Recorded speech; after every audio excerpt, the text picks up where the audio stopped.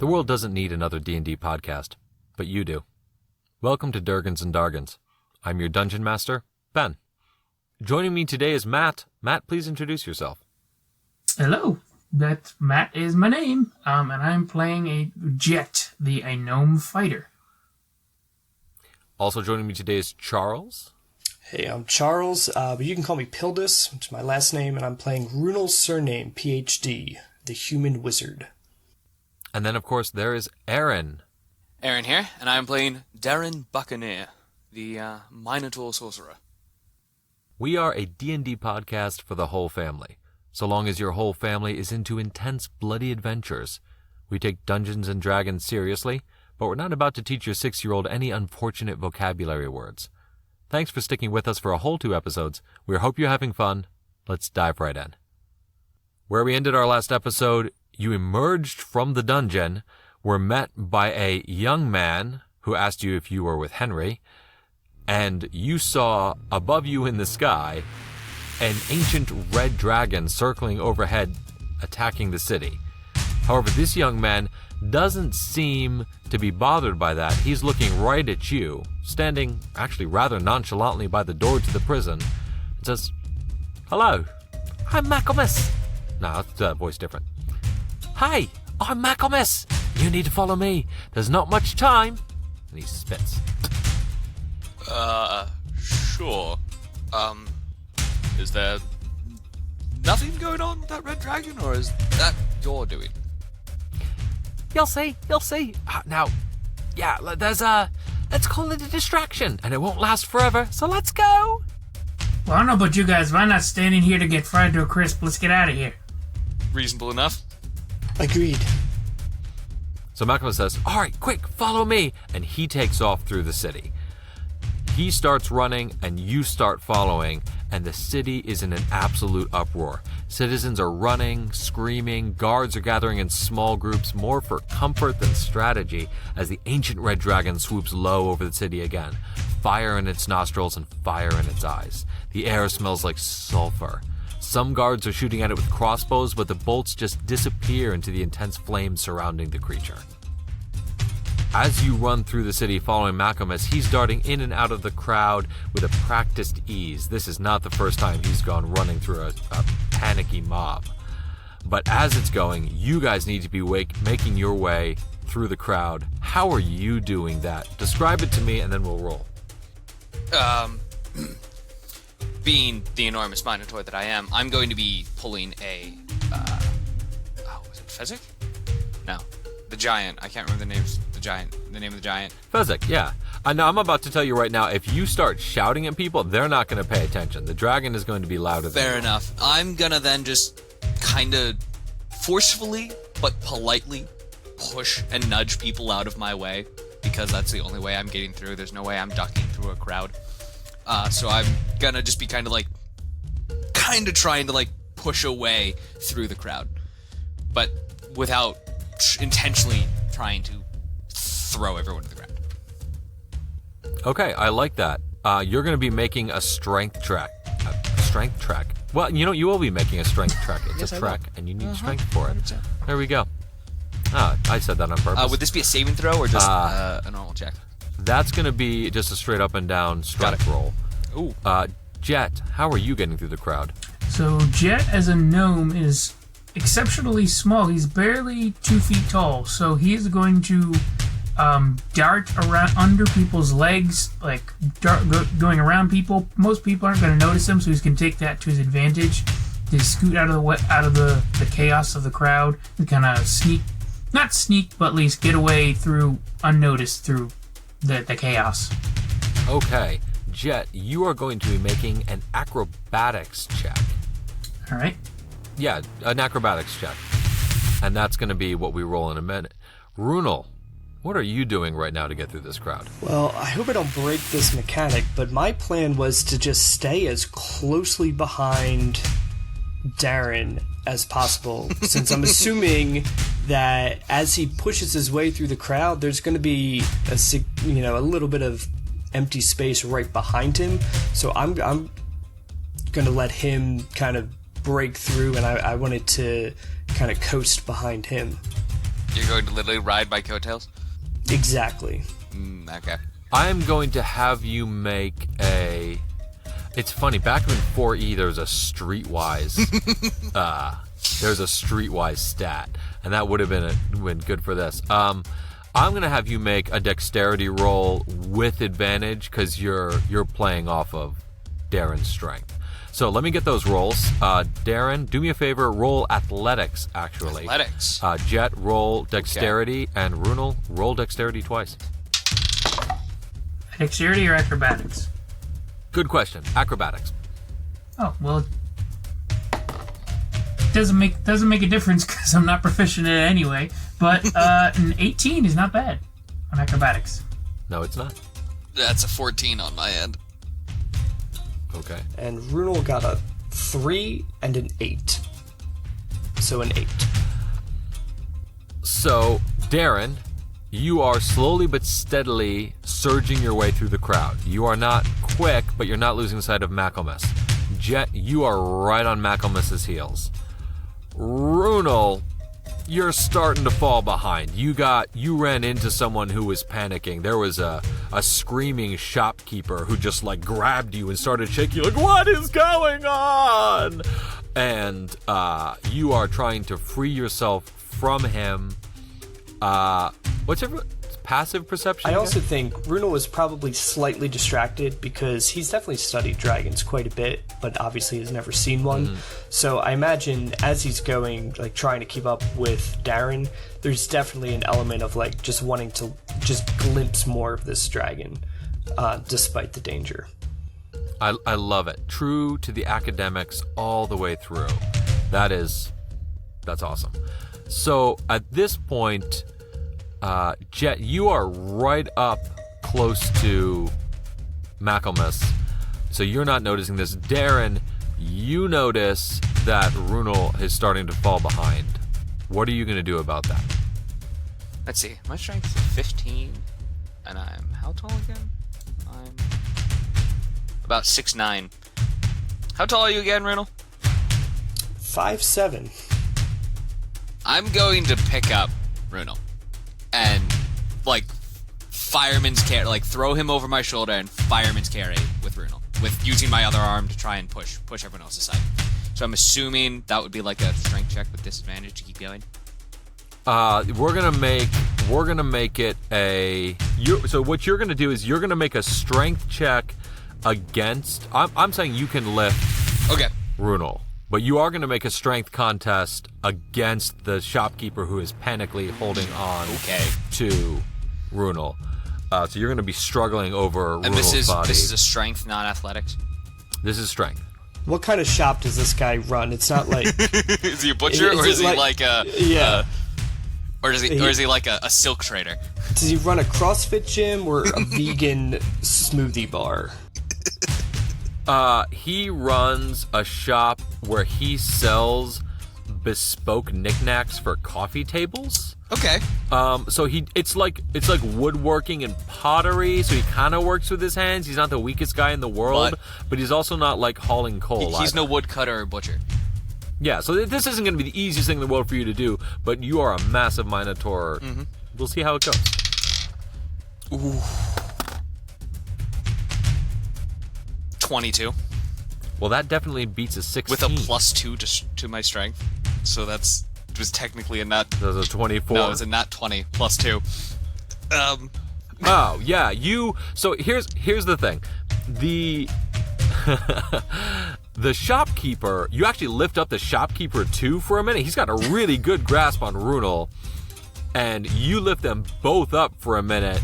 But Runel, you start kicking because this is a strange experience for you, getting hoisted around like this, and you're just kind of flailing around a little bit, and the shopkeeper just ends up falling to the ground, and you guys keep pressing on, and you are able to follow MacLeod through the edge of the town square. You're in a large town square right now. Like off to the left, you can see something that might look like City Hall.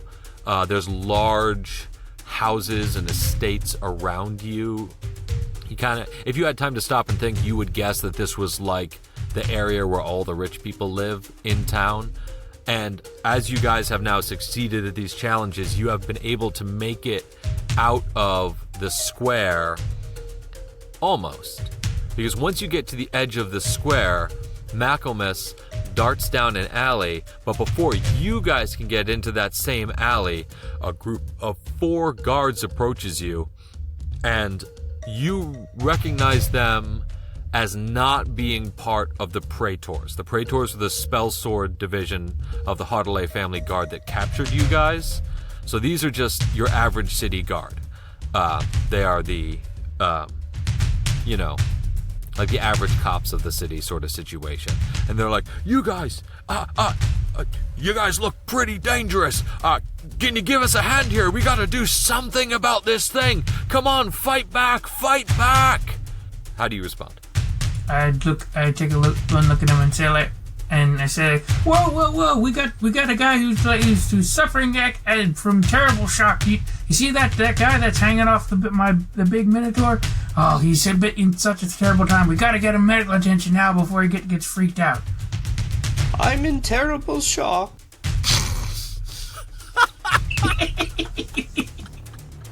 Okay. Jet, please roll performance with a +2 for Runel's excellent acting. Okay. I didn't even have a chance to speak. Oh, this is not my day. That's a total of 6. Oh my gosh. God, what a garbage roll. Okay. What happens now is they say, well, the big one seems to be having him. Why don't you help us? You seem pretty tough with your forks. Runel shouts, no, he's in shock too.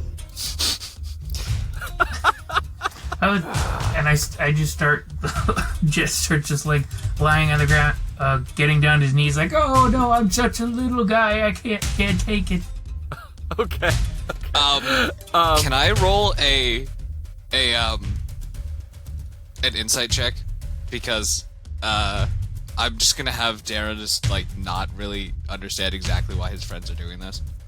You can just say you're confused. You don't have to roll an insight check and deliberately fail it. You can just be like, I wish I could help, but my friends are clearly in distress, and I must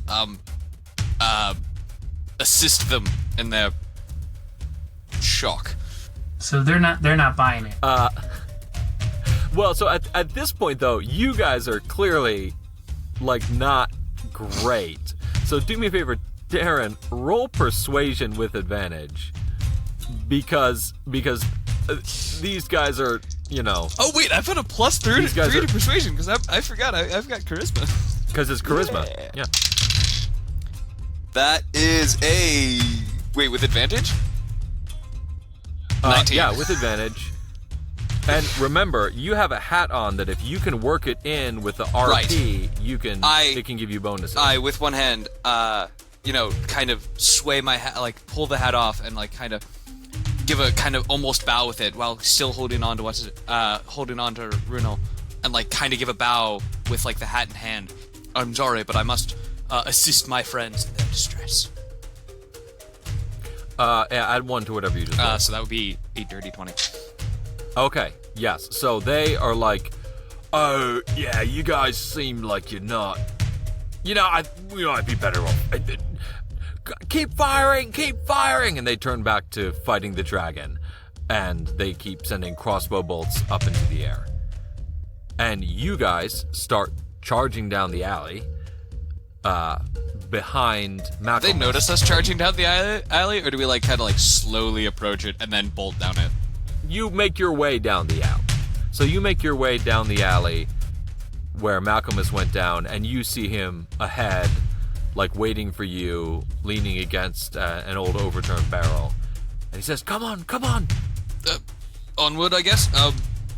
Are you two actually in shock, or can I put? I would very much like to be put down, if you don't mind.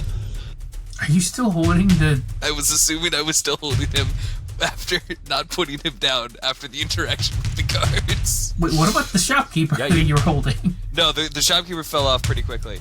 So I was just holding Runel. Oh yeah, he got kicked off a while back. So I was just holding Runel like a child. Sorry. I love it. All right, you guys, once you're out of sight of the guards, you start racing ahead behind MacLeod. He's making his way down. You guys are about to emerge from this long alley onto another busy street with more screaming people when all of a sudden a horse cart goes charging right up and slams its way directly into the alley. The horse starts charging towards you guys. It is about to run you guys down while the cart is crashed in front of the alley. What do you do? I push Runel out of the way. I have the perfect spell for this. I have at least, I think I have 2 spell slots left. I use Earth Tremor. Hold on, I'm gonna just read the description one more time just to make sense, just to make sure. That affects the ground, It right? affects the ground, yes, and it makes 5 feet of the ground. Yeah. A tremor in the ground within range. Each creature other than you in that area must make a dexterity saving throw. On a failed saving throw, a creature takes 1d6 bludgeoning damage and is knocked prone.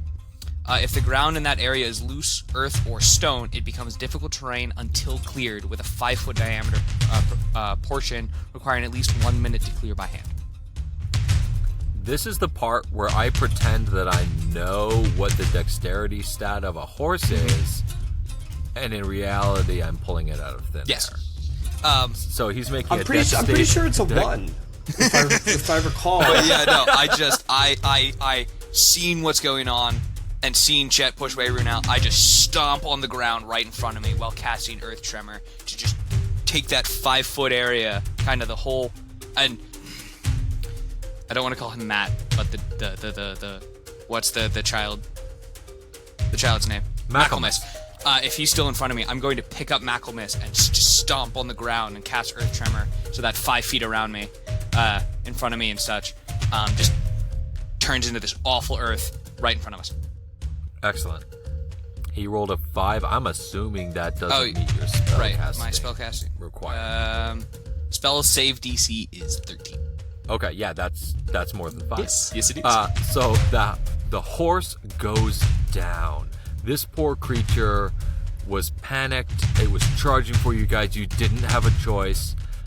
But you didn't break its legs. You didn't kill it. It just goes down, skids to a halt in front of you, has a bit of skinned knees, but it doesn't run you down. You guys are able to... It is in shock, though. You guys are able to work your way around it. In front of you, there is a crashed cart. The cart driver doesn't seem to be anywhere. There's a whole bunch of apples and cabbages and other fruit and produce lying around everywhere. But you guys are able to climb your way over the cart and make it into the next street. I grab an apple on our way over. Like while we're going through the cart, I snatch an apple. You come back to full health. No, not really. That's a video. No, I just grab an apple on our way over. Oh, Jet would definitely do that as well. Scrounger. Runel, do you also purloin an apple? No, I don't, but I would like to take the moment to cast Mage Armor on myself. I like that. You cast Mage Armor on yourself. No rolls required. Nope. So I will say, I've been doing, Charles has been doing research in the vein of Runel, and hopefully we'll be playing a little better this episode. Yeah. So yeah, I cast Mage Armor on myself. Excellent. As you guys climb your way over that cart, you tumble your way with relative dexterity into the next street, and MacLeod takes off. He takes a left and he starts working his way through. The crowds are not as thick here. You don't have to make any rolls to get through them. But because the crowds are less thick, as you get to the end of this street and are about to make a right on the other, you hear a cry behind you. Oi! Prisoner! Stop! And you turn around, and there is one of the praetors. And he's wearing his green and gold cloak, the colors of the Halting family guard. And he seems to recognize... You guys are recognizable. The Minotaur in particular. Darren, he recognizes you. But I have a new hat and everything. And he is about to start chasing you down. These guys were pretty powerful. It took 6 of them to subdue you the last time you guys encountered them. You're not quite sure how many of them there are, but they were the ones that subdued you and put you into prison. There's one of them right now who's about to start coming after you, but he's a good, I want to say 400 feet away, but he sees Darren from a distance, and he's trying to call out to the crowd to get them to stop. You're like, "Oi, stop them! They're wanted by the Halting family!" Fool! The Halting family means nothing at this rate if your city burns. What do you want? To have your whole territory burned down by this terrible beast, or watch some prisoners go free? I'm going to be honest, I hadn't thought about you actually trying to reason with him. Yeah, so he's going to make a... long-distance conversation. Huh. He's going to make a... Do me a favor, roll persuasion, and he's going to make a common sense roll. Oh, God.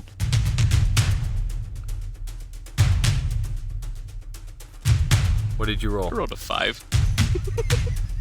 So, this is where the dice gods have been kind, because his common sense roll needed to be higher than your persuasion. He's rolling for common sense, because you made a very good point. I would like to say that common sense is probably not going to be a stat, but I may have just invented a homebrew Dungeons & Dragons stat. We'll talk about that later. Common sense might be a thing. We'll find out. He did roll a 6. So, we're going to say he shoots you a dirty look from down the road and says, "Fine, but I'd better not see you again." If you do, you'll have every right to catch us. And then he starts slinging spells at the dragon in the sky. Okay, let's move. Go, go, go. Do not stay here. People don't like us. Keep moving. Well aware. Okay. You guys start making your way through the city following MacLeod again. He's moving a little slower this time. You guys don't have trouble following him. And you start getting to the edge of the city. And you reach a long, long row of outhouses. This is... What a delightful smell we've stumbled across. What is unofficially known as the Poop District. You reach the outhouses, and MacLeod goes down to the third outhouse from the end, and he flings the door open, and there is an awful stench. I am going to need everyone to make a Constitution saving throw. Should I do it with disadvantage, since I probably have a little bit more keen senses? No, just everyone make an up and Okay. down roll. Ooh. Wait. Straight Constitution. Constitution saving throw. Oh, even better. Go ahead. That's a dirty 20. It's also a dirty 20. Wow. I rolled an 18 and I still got the lowest. So you guys all manage to not vomit when he flings his door open. But he walks into that outhouse and he kind of swings the toilet inside. There's like a piece of wood with a hole cut in it. He swings that to the side, and he starts climbing down a steep embankment below it that has like a bit of river water running down it, and he just starts going down. I'm almost starting to question our guide's common sense. Look, I just came through a dungeon where I almost got my head chopped off and got covered in blood. I usually probably don't like going and stuff, but at this point, I don't really care. If a fire can be a fake, then sure, the pooper will be our way out. I'm going. Yeah, something that I've always said, and the other people at the university can attest to this. This is sort of one of my catchphrases. If it's between the belly of a dragon and the bottom of a toilet, I'm going toilet every time. Sure. That was your yearbook quote. Post that on my wall. Yeah, I think once we get, fan art and t-shirts and all that, Once we're famous enough. I can see that printed on a tote bag, not gonna lie. On a tote bag. It's a little long for a coffee mug. So is this can Darren even fit in this thing? Once the toilet has been swung to the side, there's a fairly wide gap, like 3 foot by 3 foot. Yeah, like the toilet is kind of like hanging over a wide hole in the ground that kind of goes off at an angle with a little trickle of water running down it. It's designed for big poops. Yeah, for sure. It's really more like a cost saver, where you don't want to have to create this whole toilet structure. If you fall down the embankment, that's on you. This is not modern era ceramic on tile situation. This is like there is a plank with a hole cut in it above a small embankment. And that's what you got to do. Wait, so all of them are like this? This is just what the toilets are like? As far as you know, you didn't look at any of the other ones. I'd imagine that would make sense for ancient plumbing. Before we go, I look in one real quick. Is it exactly the same? Yeah, it's just like that.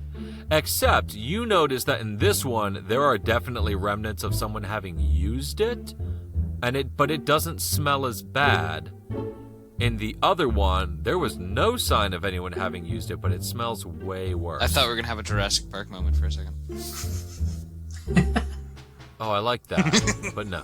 Okay, well that tells me all I need to know, and Jet just jumps in. Okay, you go sliding down the water, which, as you go down, you notice that after you pass a certain point, you notice a little amulet being kind of secured to the rock, and after you pass that, the smell vanishes entirely, and it smells okay. I follow him. Okay. Jewelry down here. I guess there's no point in waiting for the belly of the dragon. Let's go. I'm assuming you guys are climbing it. Jet, you jumped down. Oh yeah. The others are like, you can kind of climb your way down. That's what MacLeod said. Yeah, I'm taking this slip. Yeah. Now, as you reach the bottom of the ramp, you pass over a small stream and into a tunnel lit only by what little sunlight trickles down from the outhouse above. MacLeod suddenly stops and turns right into the rock wall in the side of this stream, and you see him turn a hidden handle. The rock wall swings open, and the hallway is suddenly flooded with bright firelight, and your ears fill with the echoes of ringing steel. You step through the door and emerge at the top of a long stone staircase leading down into a massive room lit with torches and a large fire.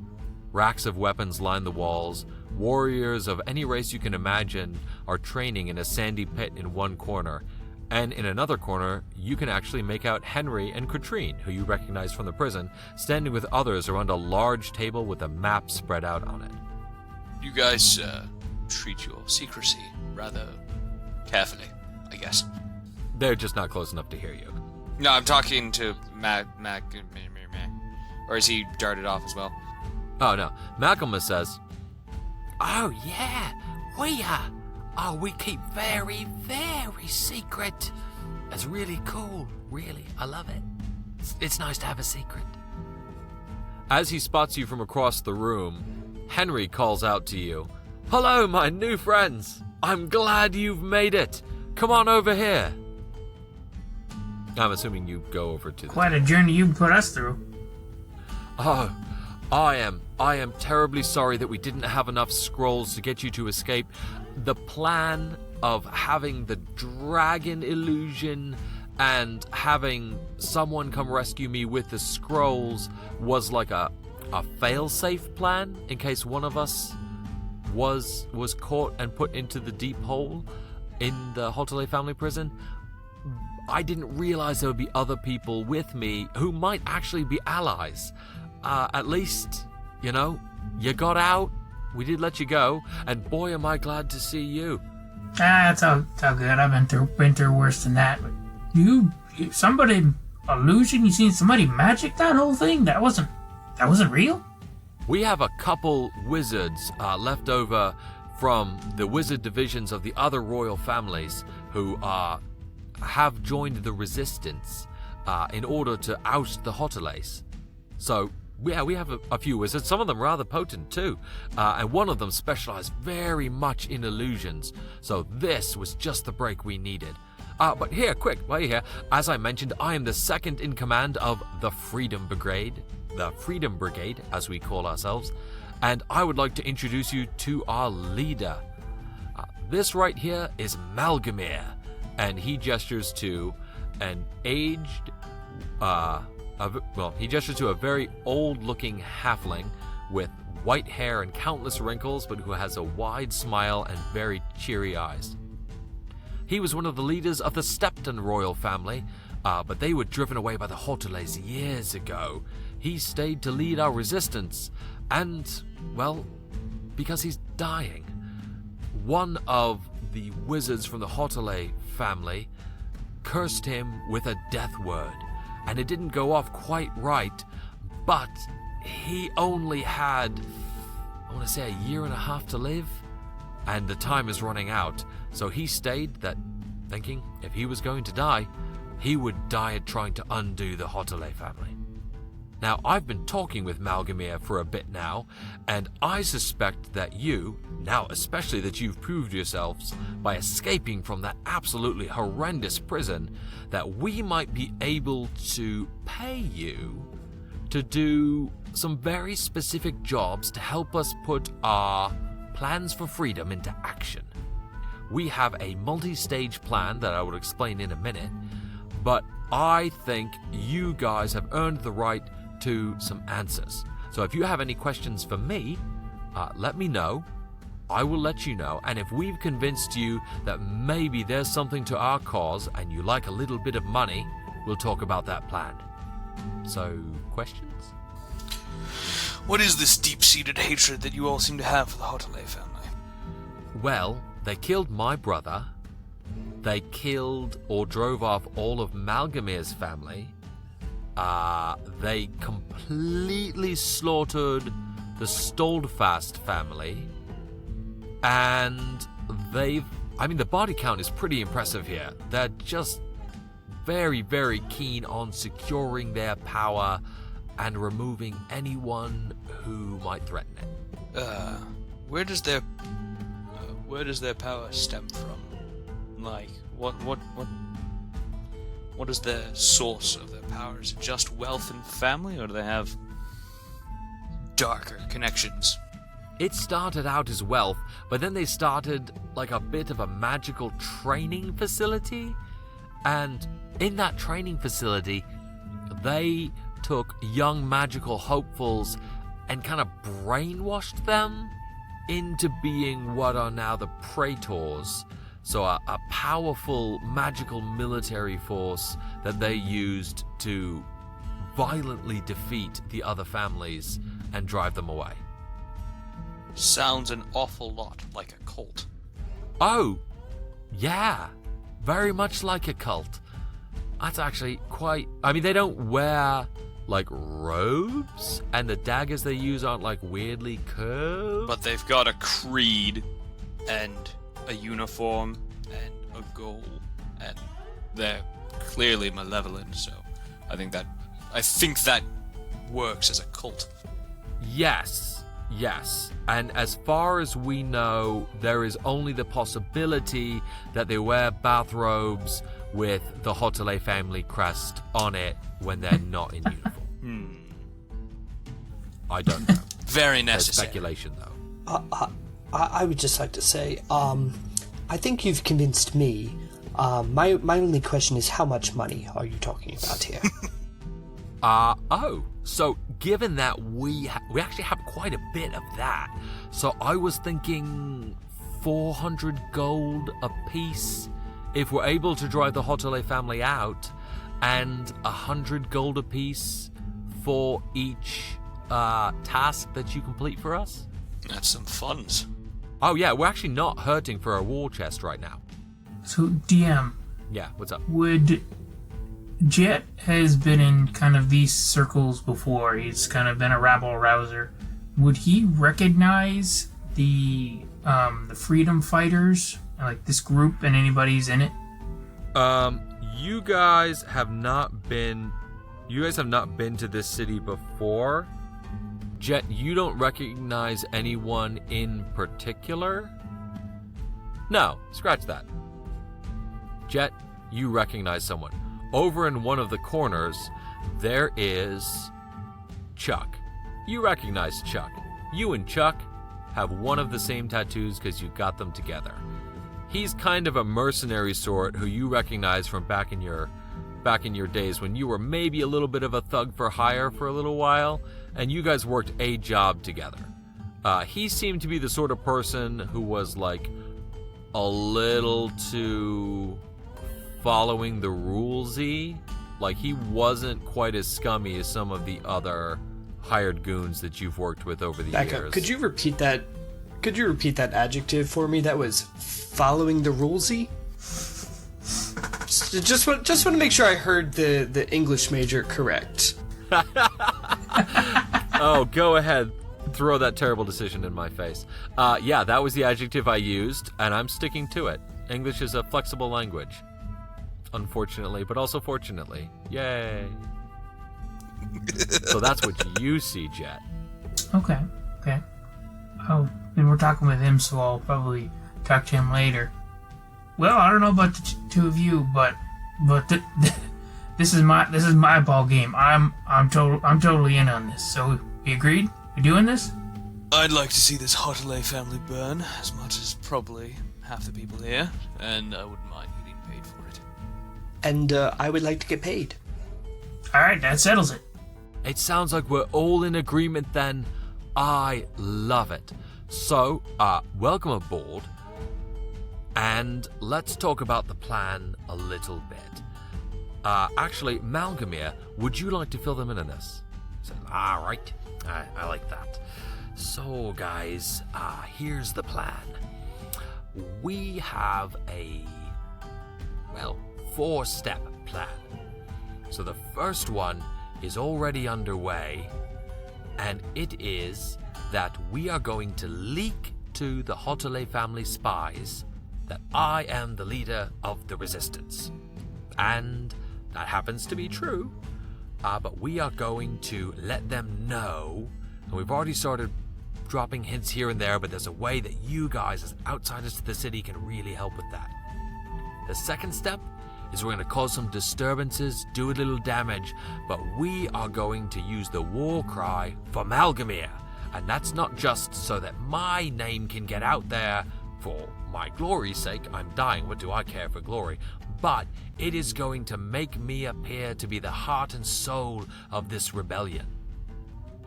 The third step is that we are going to lose a battle in which I am fighting and I'm going to get captured.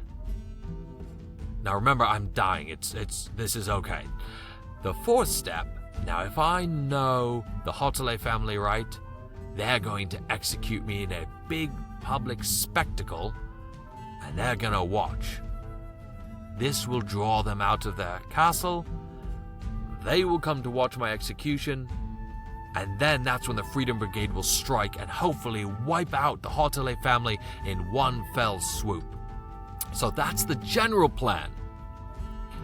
The first thing that I think you guys could help with here is I think you could go to a tavern in town, and in that tavern you will, as outsiders, start asking questions about Malgamir, the leader of the rebellion, saying you heard good things about Malgamir, you'd like to join up with the Malgamir rebellion against the Hotelay family. And you're going to say this in a tavern that we've recently leaked to the Hotelays is rebellion friendly, so they should have spies there. Your plan for the next evening is to go to the trusty Bootlace Tavern, leak that, and then cause some kind of disturbance so that you can get out and then come back to the hideaway. How does that sound? Would these spies happen to contain any of their mage cult? No. That's a good question, though. So, they only have a total of 12 spell swords. There was only so many people they could indoctrinate into their little cult, as you called it, which I think that's what it is too. There was only so many people with magical talent they could indoctrinate in the whole city. There's only 12 of them total. You've met, I think, half of them at this point. I have a concern. When we first got here, we were thrown into prison because they thought we were part of a rebellion, and we weren't.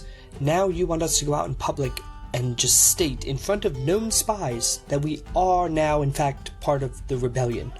What's to stop them from just throwing us back in the prison where you found us? That's fair. This dovetails with your friend's question very well, in that the spies are not the spell swords.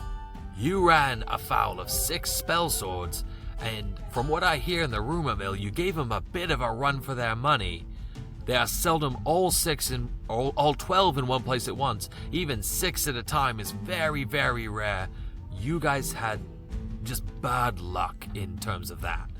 So the odds of you running into another 6 spell swords that are not with these spies, those spies would have to go back and report to the Hotelays, and then they'd have to send out the spell swords, and then it's not going to all happen in one evening. I'm just saying, I really don't want to go back to the dungeon. I had to punch somebody, and that wasn't fun.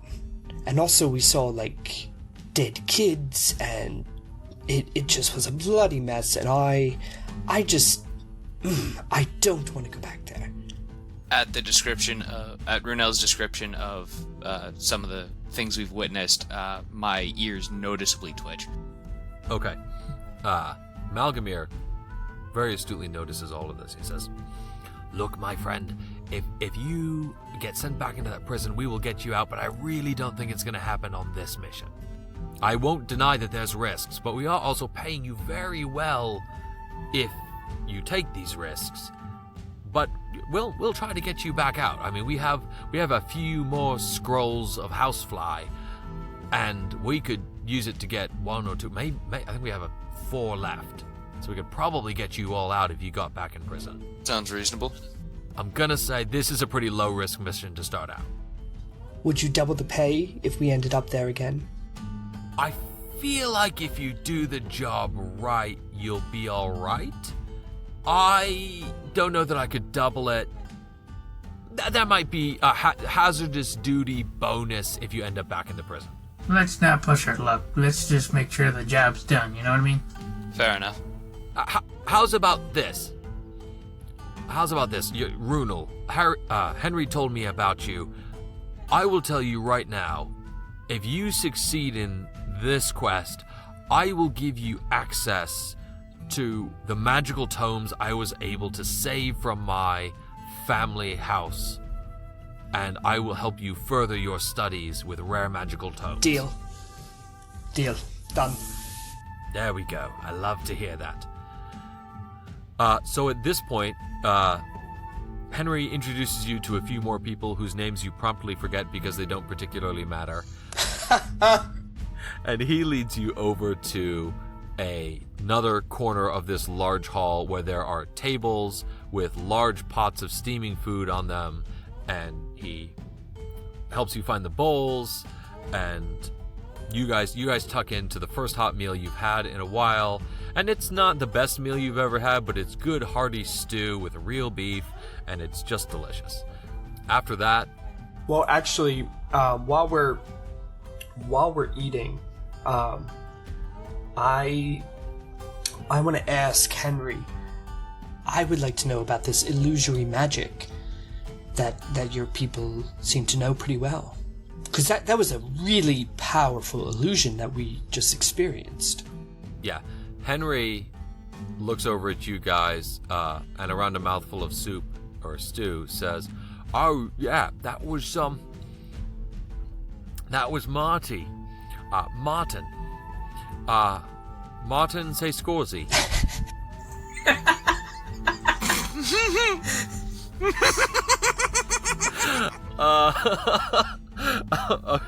Can I make an eyebrow check? He's up heading in the city right now. He's got to cast the illusion from a place where he can see. He's got the rest of our mages with him, and he is.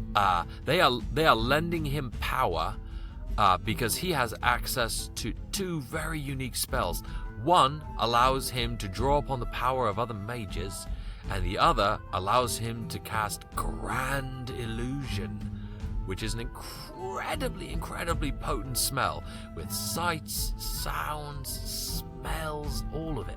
Definitely a very incredibly potent smell. Right. I just want to be perfectly clear. I'm not talking about the dragon. I don't care about the dragon. It's that stink stone.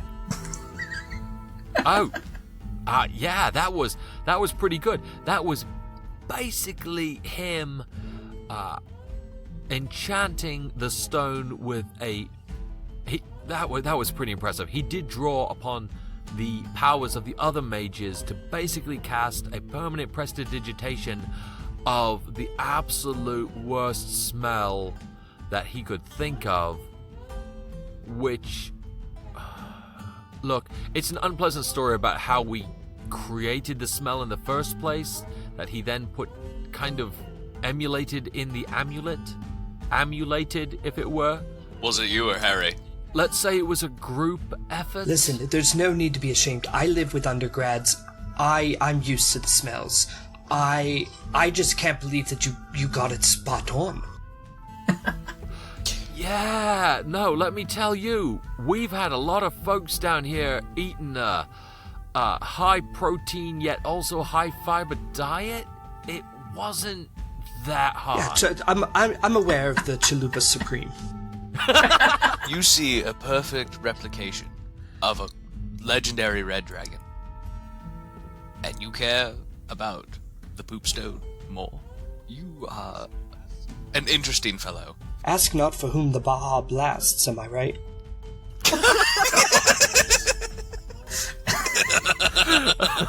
Wow. When a smell evokes that many strong memories of my youth, like I said, I lived in an undergrad dorm. I have to know who came up with that. It's just utterly brilliant. All right, this is going to be a little bit of railroading here, but I'm going to pinch off this conversation because... That's good. Oh man, I was hoping I'd get away with that one. Yeah, we're gonna flush this one away, and we... Just wiping to a new scene.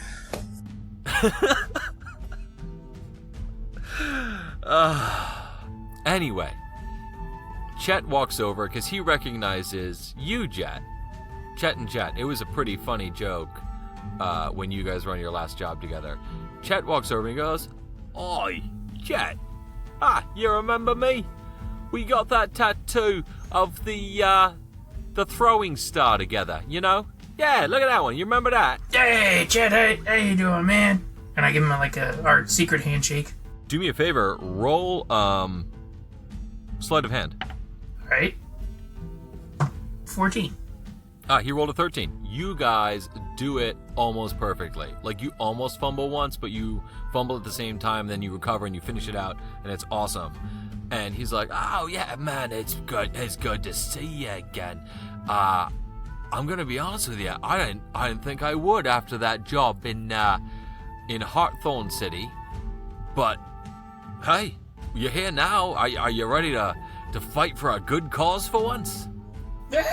Yeah, I might say I'm turning around. What does he mean for once?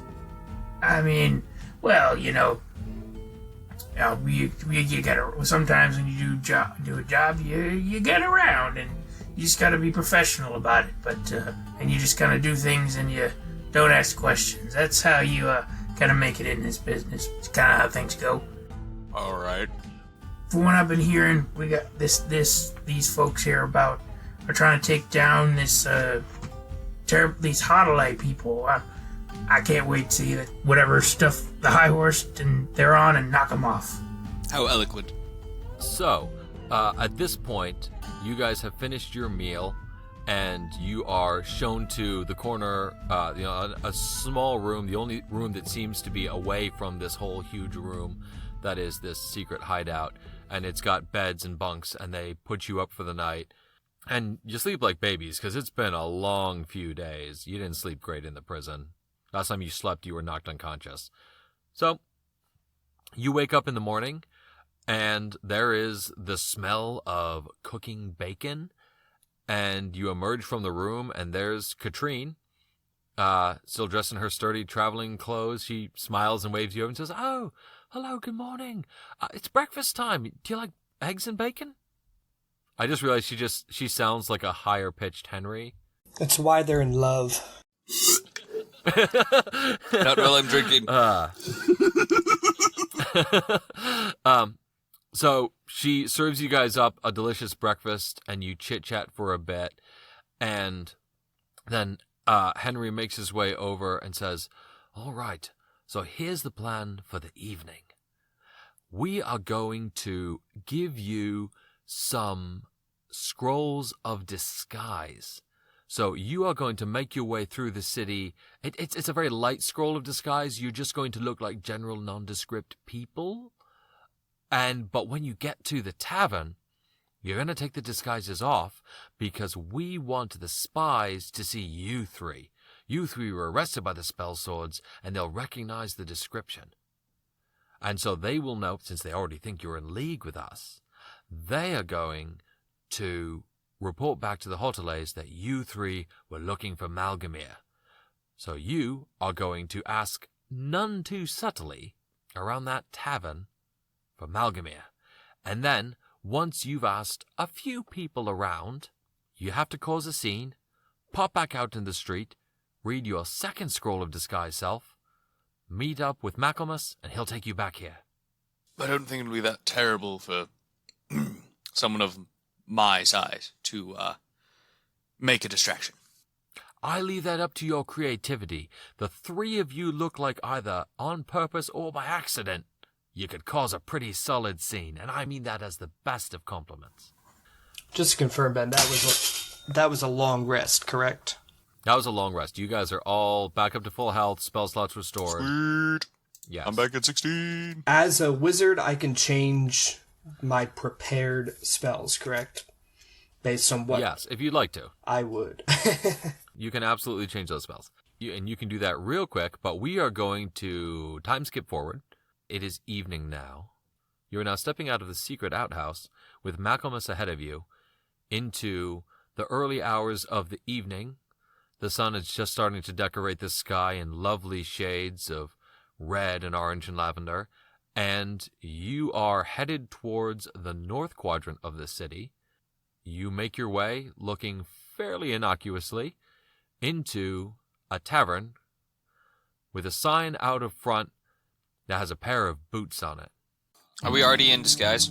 You are already in disguise, but though you're about to kind of drop the disguise. Charles, do you need a minute to prepare those spells? Or Nope, I am good to go, prepared. I do want to say that Bruno has a passive insight of 14, so I think he knows that this sign with boots means it's the Bootlace Tavern. You can correct me if I'm not wrong. going to even make you roll for that. He is absolutely Yes! correct. Got it. Guys, I solved his sign puzzle. Wait, what was it?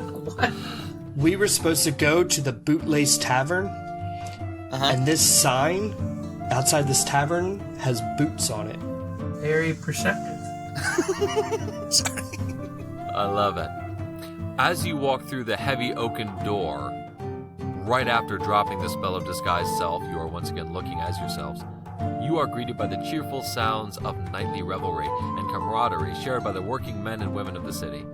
At every table, hearty food is being wolfed down and drinks flow freely. Stories of the day are shared and reshared. Jokes are cracked and laughs are laughed from bellies.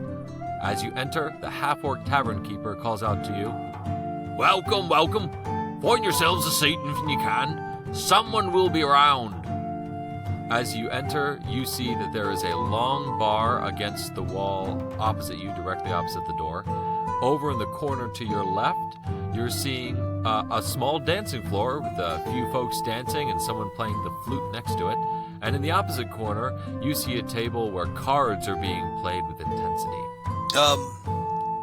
I'm thinking it's been a while since I've been in an establishment such as this, but I may still have an idea of how to gain some attention. Hold on, we don't need our scene just yet. Well, to make sure that everyone knows that we're looking for this. I've already forgotten his name. Malgamir. That we're looking for this Malgamir character. What do you think? I'm thinking I'm just gonna stand up and say, "Free drink for anyone who can tell me anything about Malgamir." Go for it. Again, I just walk up kind of from the bar and just kind of... Well, hold on. It's not exactly a free drink you're giving out, right? You're presumably paying for the drink. One drink on me if anyone who can tell me about Malgamir. How's that? I mean, it's your prerogative. If you want to give out free drinks to anyone who can tell you about somebody we've already met, I don't know if it's necessarily the best way to convince people, but if you want to spend your money that way, by all means. The goal was to look like we were a distraction. Hey, like I said, you do you, my friend. So I'm assuming you guys part ways. So let's say that Darren, you're going to head over to the bar, and you're going to say, maybe not loudly enough that you silence the whole tavern, but you're going to... Yeah, I'll buy a drink for someone who can tell me of the man Malgamir. So are you going to say this to, like, the bartender? Yeah, I'll say this to the whoever's bartender around you? and, like, kind of loud enough so the whole bar in front of me can hear. Your segment of the bar. The bar extends across the whole back of the bar. Then yeah, we'll say. So yeah, okay, all right. We'll say that that's your plan. Jet, what are you doing? I'm just pretty good at card. It has had some experience in cards, so he's gonna go over to see if he can get put into the deck game and start spreading some things about Malcolm and chat, like jazzy chats. Okay. And Runel, what are we doing? Yeah, that's perfect, because Runel wanted to go over to the flute player and has a plan to, as the flute player is playing, he's going to make up words to a song about Malgamir the Great. And sort of like karaoke style, spread the word about Malgamir to a song he makes up on the spot. Please do remember that the songs they used in Skyrim are trademarked, so use a different melody when you start singing. Oh, we went over that last time. Yeah, please don't. Yeah, we made the same joke about the 30 Rock episode, which I actually just watched, by the So way. good. Yeah, let's... I will say, Runel's character is only coming up with the lyrics.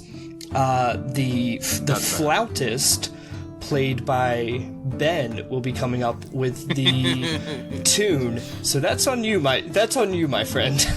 Like you said, we'll burn that bridge when we come to it. So we're going to play these out in brief little scenes here. So Darren, you walk up to the bar, you make your statement. Go ahead. One drink. One drink on me for anyone who can tell me about Malgamir. The innkeeper doesn't flinch. He's just kind of polishing a bottle and pouring something for someone at the bar. Three people at the bar kind of twitch a little bit. One guy's eyes narrow a little bit, and he looks at you. They all look like just kind of hardy, sturdy working people. And there's a guy like way down, kind of towards the end of the bar, towards the side that you're on, who looks... roll perception for me. No, what's your passive My perception? passive perception. Oh, I forgot to write it down. It's my 9. Okay. Because I have a -1 to perception. Thanks. His eyes squint a little bit more than everybody else's. He looks very nondescript. He looks a little cleaner than a lot of the people in this tavern are. You don't intrinsically distrust him, but you do notice that people start kind of giving you weird looks, and some people start like inching away from you. No one takes you up on your offer. Tell me, innkeeper, what's your name? I'm Grung. Grung Grogmug. Well, Most people just call me Grog Mug. I'll take a grog mug if you don't mind. But still, my offer stands, and I'm willing to increase it if anyone's more than willing to chat. I'll be honest, I have no idea what you're talking about. No idea whatsoever. But if you'd like to buy a beverage or a bit of food, I'd happily give one to you. You've heard nothing? Not even the fact that he might be... Well, I mean, back when there was this one of the families who, they had a Malgamir who was the head of the family. I mean, we know that, but they were traitors to the new rulers, and so they had to be done away with. And he kind of blinks at you with a very deadpan expression on his face. That's odd. I've heard quite that they were noble and kind leaders that apparently cherished. No, definitely traitors. Definitely traitors. No, I'd heard something about Malgamir coming up with a cause, and I'd always trusted him, hearing about his exploits and how kind and fair he was. I thought of joining up. I thought it sounded appealing. With all the hotelays around here, it seems like everyone's at each other's throats, and no one's willing to trust a drink anymore. I'd almost want to help make this place a more welcoming city again. Oh, no, that's, I'm sure I don't know what you're talking about. Alright then. Well, I'll have a grog mug if you don't mind. Oh, yeah, well, we happen to have some grog in a mug. Coming right up. As a matter of fact, I'll take 2.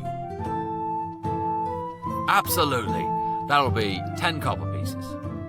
You count him out the money, he brings you your drink, and at this point we're gonna... Wait, but before we jump real quick, I look over at the guy who gave me a stern look, and I tip my hat to him while I take a swig of this drink. Okay.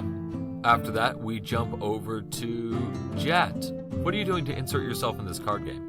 Jet knows the etiquette of how this works. He just goes over, and asks whatever the code is to get him to be dealed in. Okay, so you wait till the round is ending. They're shuffling the cards up again. You come up, introduce yourself. You seem like maybe you know your way around a deck of cards just from the tattoos and the toughness. And they say, all right, son. Here we go. You know what? Not everybody needs to be British. They could be Irish. Tell that to the British Empire in the colonization period. Yeah, exactly. No. We gotta get this guy's gonna be like, yeah, all right, man. We think you can play. Yeah, you think you can play? You can join us. All right, yeah, deal him in. Okay, you know what? We'll do 7 cards, no trades. Let's see what you got, son. Ready? Deal it up. They deal out the cards, and real quick, make just a straight up D20 roll for me. Okay. Ooh, natural 19. Okay, you have a good hand. All right. I know what everyone else's hands are. You do not. Sure. Yeah, it's just gonna play it cool. He's gonna keep on his best poker face, and then kind of throughout the game, you might whisper to the people next to him, and say something like, I heard that in the back alleys that Malgamir is becoming big. You hear about that? I mention those sorts of things. Okay, I'm going to say that you say this at a low voice so that, a few people around the table can hear you. As you're playing this game throughout the course of the evening and dropping hints like that, you notice that one of the people from the bar kind of came over to you, and you recognize him as just being a little too clean cut for this place. He doesn't say much. He plays cards very conservatively, doesn't win a lot, doesn't lose a lot, doesn't say much, but he seems to be listening to everyone's conversation. No one takes you up on that, but you do notice that some people were like, yeah, Malgamir, I heard of Malcolm. There was something about that, something about that guy who was one of the old royal families. I didn't pay much attention to the royals themselves, but he seemed all right. Yeah. Malcolm here's been making quite a stir. He's been made some convincing things to say. I think he might be starting to lead some people around, starting some business. Yeah, you know what? And then the guy you were talking to clams up as this other guy approaches the table, and he sits down to play, and he just stops talking about it entirely. And they talk about the cards, they talk about the work that day, but they start talking less when this guy comes over to the table. He doesn't stay all night. He just kind of goes over, plays maybe 4 or 5 hands, wins a little bit of money, and then goes back to the bar, potentially to spend his winnings. All right, jumping over to Runel. What does this look like over here? So how many people are sitting around, just enjoying this music? Is there anyone who's, actively just sitting enjoying it, or is it just kind of, background music? There's actually, 2 couples that are, dancing a little bit of a jig on the floor. And there's, maybe 6 or 7 people who are kind of tapping their feet and clapping along. At the tables in the middle of the tavern? At the tables, kind of around the edge of the corner where the dancing is happening. All right. Runel really wants to sell. So I think we, between the 3 of us, one of us seems to have taken the approach of hyping him up as a troublemaker leader, and one is just just somebody to notice. Runel is going to go on the opposite end of that spectrum and hype him up as somebody to follow. Okay. And he's going to sing a song. Okay. Would you like me to sing the song? Actually want to sing? Oh, for the love of all that is holy, please sing this. Malgamir, oh how I wish that you were here. You're great, you're wise, and you've lovely eyes, and you expose those Hotelay lies. You lead the band of folks, ready to fight the fight, and take out the Hotelay blokes, who all wet the bed at night. I sing the song of Malgamir, the leader of the brave uprising. He'll take out all those Hotelays, which is everything but surprising. Oh my gosh! That was so well done. Holy cow. Was that on the spot? Dang! Oh my gosh! The rhyming skill. Whew. That was mic drop. I gotta say, Ben, thank you for picking Runel third. Oh my god! Well done. Wow! Well done. Oh, I forgot to say, he stands on the table halfway through. Wow! That's fantastic. So people don't know how to respond to your song. Some people look like they want to start clapping, but then catch themselves and stop. You basically just hear a cacophony Of applause? A cacophony of coughing. People want to laugh, especially at some of those lines. They want to just have a good, deep laugh at that. And they're like...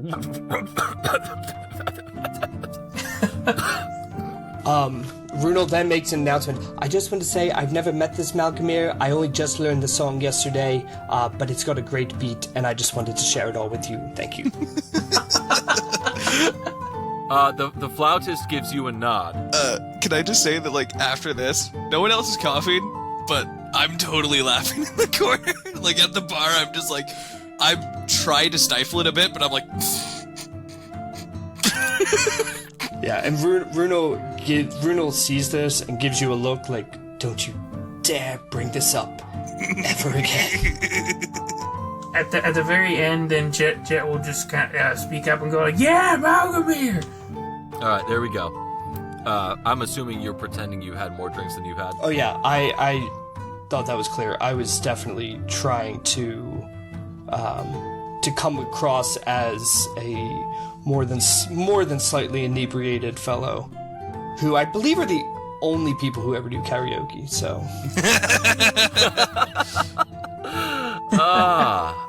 Anyway. You have now definitely dropped some Malgamir hints. How are we going to make a scene? Runel, you've already started this scene. All eyes are on you right now. I go over to Jet and just, I whisper, I'm going to slug that person at the bar I'm going to knock into him, get him to spill a drink on me, and then I'm going to slug him as an offense. See if we can start a bar fight and get out in the chaos. How do you feel about that? I'm in on this. Just you give the signal and I'll start whacking people. I'll tip my hat. All right. Darren, who are you punching first? the guy at the bar who looked at me funny and then went over to the card table. Okay, so you're just gonna straight up punch out the spy? Yes. That's a... Man. It'll also give... Because I thought about that. I have some decent intelligence, but I thought about that, like, it'll give... I'm hoping it'll give some of the inn patrons kind of a know that we're not stupid. We're not stupid. Like, we've got a plan. And we're going to... like, we're aware that the spies are after us, so kind of giving the people in the tavern, like, a little bit of, like, we're in the know, we're not stupid.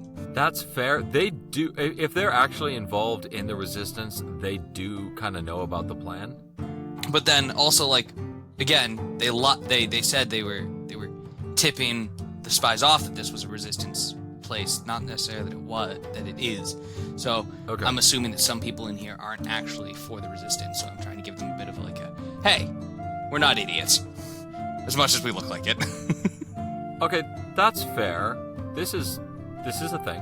Okay, so yeah, there we go. Make your move. I saunter up to the dude. Is he like kind of getting up at the reaction of this? He is like staring down very intently into his drink right now, not looking around. No. So I go over to him and I just go, "Were you laughing at that song there?" Kind of tried to act a little belligerent and acting kind of out of character. You find that funny? Oh no, not at all. Oh, no, I didn't find that funny. He's looking up at you like clearly a little terrified. Like he's not a fighter. Man, I just thought, oh man, you must really hate those Odelay people. You found that song hilarious. Yeah, funny. Yeah, that's right, funny. Yeah, no one else was laughing. You did. You kind of I know. No, sorry, I'm not disagreeing with you. Seems like you are. And then I'm just like, all right. This guy seems like he I kind of like put on almost a bit of an accent. This guy seems like he dislikes the Odelay family. Anyone here care to disagree with him about that? People don't know what to make of that. There's like, yeah, everyone's just like, you're getting louder and louder as you say this, and they're kind of like eyes are on you for a minute, and no one says a thing. I just say, all right, you got to be taught a lesson. Kind of still putting on a stupid accent, and I hurl him down the bar, making sure he slides across it. He smashes into several mugs on the way down. The second that I see him do this, I'm gonna then Jed is gonna yell, fight, and then smack the guy nearest to him, right across the face. Jet, question. Real quick, in a side bet. There's a large pile of money. There's a decent pile of money in front of you. You had a good hand, and you've had good hands for a while. There's piles of money around the table and things like that. Are you doing anything with those piles of money, or do you just start wailing? Well, I'm gonna punch the guy first before I do that. Okay, all right. You sucker punch him. He doesn't even like just make an attack roll. He's not ready for this at all. Okay. Oh, that's good. Brain's not working. 19. Yeah, you thwop him upside the head, but good. You don't knock him out. You're not trying to like damage anybody or give anyone a concussion. But you thwop him upside the head. His ear is ringing. He kind of keels over out of his chair, and like everyone at the table stands up. And their first instinct, aside from the pile in front of you, they all grab their money and shove it in their pockets. And start like clutching at the money in the center of the table. They're like, all right, there's a fight going on, but I'm not coming away poorer than when I came in. So the fight has started. Runel, what are you doing? Runel is... I have a question for you, Ben. Yeah, what's up? Actually, no. I don't have a question for you, Ben. I'm going to tell you what I want to do, and I'm just going to tell you that I do it, and if that's not going to work, just tell me to back up. Okay. Runel is going to cast Prestidigitation and make... So he's still standing on the table. Right. Runel's going to cast Prestidigitation to make it appear that he is just projectile vomiting across the table. Okay. And then, once he's done that, he looks super embarrassed, yells, "Vive la resistance for Malgamir!" and then runs out of the bar. Yeah, you do that. Yeah, I do that. You don't even need to roll for that. Well, it's because it's a cantrip. Yeah, no. Make me a dexterity save. Do me a favor. Make me an acrobatics check. Did you say acrobatics? Did you mean history check? Acrobatics check. Okay. That is a 13. You managed to not fall on your face getting down off the table. I know you weren't actually inebriated, but you also managed to get down off the table without injuring yourself. You make your way out of the door of the tavern, and you activate your Scroll of Disguise Self. Correct. There is now... People aren't quite sure what to do, but some folks were itching for a fight, and they threw themselves into it. There's 5 or 6 scuffles going on throughout the bar right now. That's kind of what I figured was going to happen, and I wanted to get out of there before that happened. Perfect. Jet, 2 of these guys start coming after you real quick. What do you do? Jet is going to pull out one of the small cleavers that he has in his pocket, like a meat cleaver, hand axe, and then chuck it at one of the guys just to nick him real quick, and then you get a bolt for the door if you can. Cool. Do me a favor, make a ranged attack roll. Okay. I think I add dexterity to it. No, I'm throwing it, so it's strength. Yes. I believe.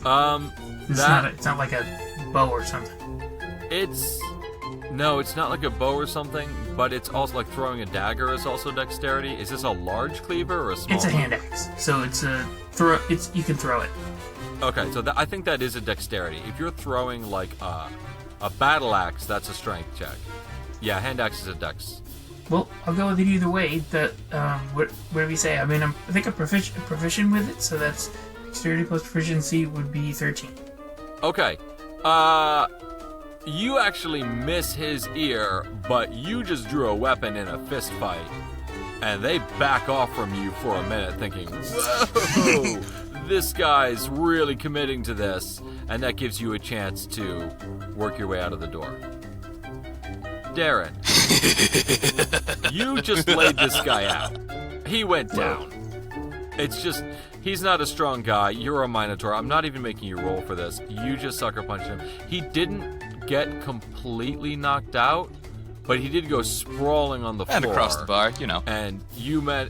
Oh, yeah, sorry, that's right. You did throw him down the bar, smashing his face into the tankards along the way, and someone upset about their tankard spilling, like, kind of punches him so he falls behind the bar, and the bartender's like, "Ah! Oh!" Alright, where's that voice again? The bartender's like, "Oh! No fighting, no fighting, no fighting! Oh, no, not again!" And that is what you hear as you stride boldly and calmly out the door. I was gonna have a whole thing of literally like doing an angry snort like a bull, start scuffing my foot against the floor, and charge out the door. Right after those 2 left. No one is messing with you. No one is messing with you. You walk out the door, and people give you a walk. Oh my gosh. You're out of the door. You activate your spells of disguise self again. Malcolmus emerges from the shadows, says, "Oh, Sounds like that was a good time in there. And he leads you back to the hideout. And that is where we are going to end this episode.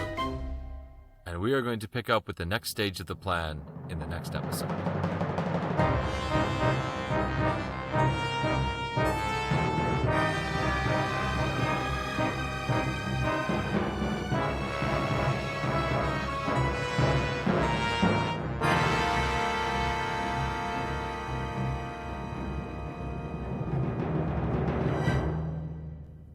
Thank you, as always, to my excellent players, our excellent listeners, and my excellent wife, who lets me play Dungeons & Dragons as a hobby. Thank you. Thank you also to Kevin MacLeod for the excellent music that I was able to download. The following tracks were used with the permission of a free license through Incompetech Film Music. All music was composed by Kevin MacLeod.